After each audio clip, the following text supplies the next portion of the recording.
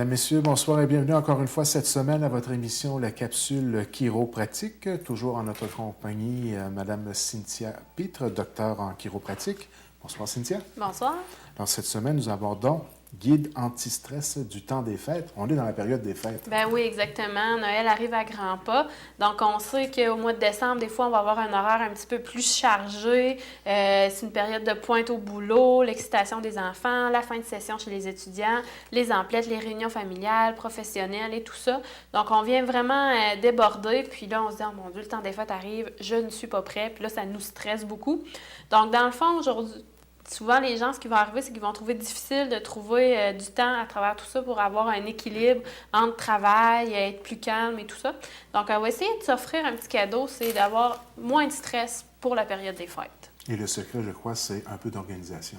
Exactement. C'est en plein ça. Donc, le stress et la santé? Donc, dans le fond, on sait que si on prend, par exemple, une voiture qui roule en première vitesse sur l'autoroute, ça ne fera pas long feu. Donc, c'est un petit peu le même principe avec le mauvais stress puis notre corps. Donc, plus on est stressé, plus notre corps en subit les conséquences. Parce que qu'est-ce qui arrive avec le stress, c'est que ça augmente la production d'adrénaline puis de cortisol. Puis, sur une période prolongée, bien, ça va venir détruire l'équilibre naturel du corps.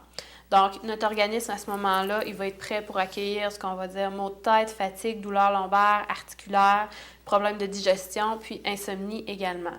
Donc, étant donné que le système consacre énormément d'énergie à combattre tous ces symptômes-là, bien, ça va le rendre vulnérable par la même occasion aux petites infections qui passent de ces temps-ci. Principalement, on va parler au niveau des rhumes. Donc, cette année, on va essayer de déjouer tout ça, puis de terminer l'année en santé. Puis, en ce qui concerne le travail en tant que tel, le réalisme et le temps d'arrêt, il faut faire un peu la même chose au niveau du travail. Hein? Oui, c'est en plein ça, exactement. Donc, souvent, on a une surcharge de travail quand la fin d'année arrive. Donc, même à ce moment-là, qu'est-ce qu'il faut faire? C'est essayer de décompresser. Donc, par exemple, troquer son heure de lunch pour une heure de travail supplémentaire. À court terme, ça va être efficace, oui, mais à long terme, là, ça risque de nous épuiser à petit feu. Donc, sans énergie, bien, on voit notre système immunitaire qui va être affaibli. On va accumuler de la fatigue, puis par la même occasion, on va avoir beaucoup plus de difficultés à se concentrer. Donc, idéalement, si on veut faire quelque chose de notre heure de lunch, un petit quart d'heure d'exercice physique serait l'idéal, mais pas de dire genre je vais travailler durant mon heure de lunch. Cette heure-là, on la prend pour se détendre et pour penser à autre chose pendant au moins cette heure-là de la journée. Dans le fond, c'est de réussir à déconnecter. Hein? Oui. Puis c'est difficile aujourd'hui, ça va à 100 000 à l'heure. C'est ça. C'est bien le problème de tout le monde. Donc, apprendre à faire le vide. Oui, exactement. Donc, par exemple, les étudiants. Complétez vos travaux quelques jours avant la date d'échéance, idéalement, puis évitez surtout de considérer la nuit qui précède votre examen comme une nuit d'études. Ça, c'est l'histoire de ma vie. Je parle, je le dis là, mais je l'ai fait moi aussi souvent. Oui. Ah. Mais idéalement, on essaie de se prendre d'avance, on organise son calendrier. Parce que l'étude à la dernière minute, la nuit d'avant, généralement, c'est pas ce qui est le plus productif. Bourrage de crâne, puis on arrive paniqué à l'examen. Moi, c'est comme je disais, je vomis ce que je viens d'apprendre sur ma feuille. Ouais. Puis après ça... Carrément. Oui. Puis chez les travailleurs, bien, à ce moment-là, eux, c'est d'imposer une consigne de ne pas rapporter de travail à la maison. On fait ce qu'on a à faire au bureau, on reprendra le travail le lendemain, mais on n'en fait pas à la maison le soir. Ça, c'est un mode de vie à appliquer, hein, parce que sur le long terme, là, on hypothèque notre santé aussi. Exactement. Puis aussi, on parle de stress. Bien, le stress, c'est pas seulement émotionnel, ça peut être physique aussi. Donc, on va essayer d'accorder une attention particulière à notre posture. En position assise, par exemple, notamment, on va essayer d'avoir le dos qui va être bien droit, pas de flexion au niveau des poignets. Nos fesses vont être vraiment bien à côté vers le fond de la chaise. Nos épaules vont être alignées avec notre bassin, puis nos genoux vont être légèrement un petit peu plus bas que le bassin. Donc, en position assise, travail de bureau, ça, c'est la position idéale. Puis, bien entendu, ne jamais bloquer le téléphone entre le cou et l'épaule, qu'on se retrouve comme ça à parler au téléphone. Si vous voulez développer des maux de cou, là, c'est la meilleure façon de le faire. Et on peut appliquer tout ça aussi à la maison. Oui, exactement. Donc, même si on a 1001 tâches à accomplir, il faut se réserver quand même du temps pour bouger. Je ne le dirai jamais assez. Donc, en plus de fournir l'énergie nécessaire à notre système, l'activité physique, c'est vraiment un des meilleurs remèdes contre le stress. Donc, on peut faire, par exemple, on va penser à une promenade en forêt, des bonhommes de neige avec les enfants, une petite séance de pelletage ou...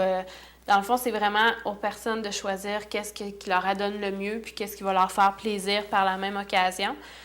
Tout ça va faire qu'on va toutes mettre les chances de notre côté pour avoir un meilleur sommeil réparateur, récupérateur surtout. Puis, dans le fond, pour ça aussi, c'est qu'il faut faire attention. On va parler à l'alcool puis au souper copieux, entre autres. Surtout, on sait qu'on va en avoir plusieurs dans le temps des fêtes. Donc, oui, une soirée, on va prendre un petit verre de plus, on va prendre un plus gros souper. Mais entre ces soupers-là, au moins, rester un petit peu plus tranquille, moins d'alcool, moins avoir des gros soupers, ça va aider pour notre récupération.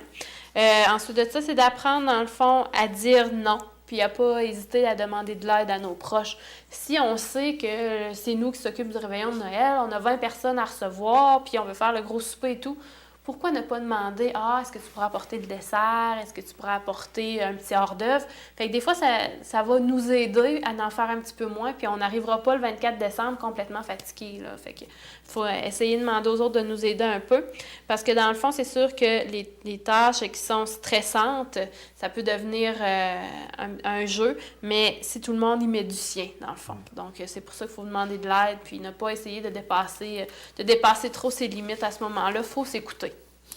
Et en ce qui concerne le fameux sport national du temps des fêtes, le fameux magasinage, on est toujours, Ouais. il faut faire le tour, offrir un petit quelque chose à tout le monde.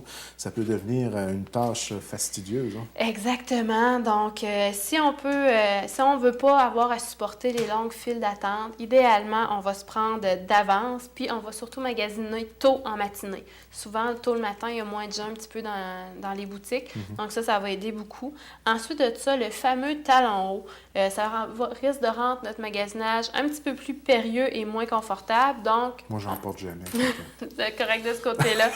Donc, un bon soulier de marche, une bonne chaussure confortable qui va bien soutenir votre pied avec une semelle qui absorbe les chocs. Donc, c'est vraiment essentiel si on part pour une grande journée de magasinage.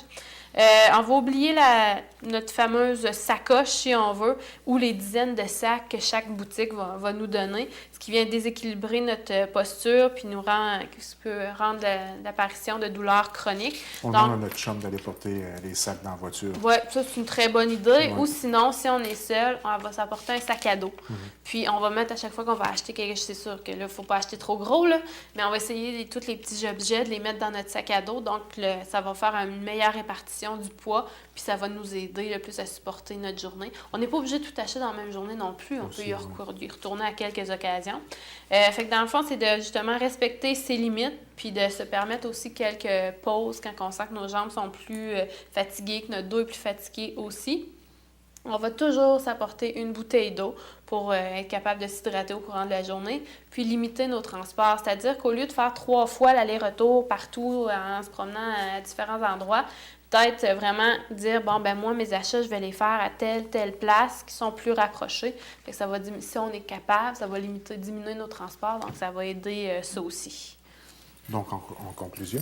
Donc, dans le fond, c'est que le stress, il fait mauvais ménage avec le plaisir. Donc, pour aider notre corps à mieux récupérer pour la période des fêtes, c'est vraiment de s'établir une stratégie santé dès aujourd'hui. Puis, c'est comme vous le disiez en début d'émission, le truc, c'est de bien s'organiser. Donc, d'établir un calendrier de qu'est-ce qu'on a à faire. Ça va être plus facile. Essayer de le respecter, mais surtout, on décompresse, on demande de l'aide aux gens, puis... comme ça, on va pouvoir avoir un temps des fêtes qui va être une belle partie de plaisir. C'est un peu comme au hockey, hein, pour ceux qui sont amateurs de hockey, c'est avoir un bon plan de match. Exactement. Donc, en terminant, peut-être rappeler vos coordonnées. Oui, moi, je suis située au 497, bureau 201, rue Hôtel-de-Ville à Chandler. Et vous pouvez me contacter au 418-689-2447. On se donne rendez-vous la semaine prochaine. À la semaine prochaine.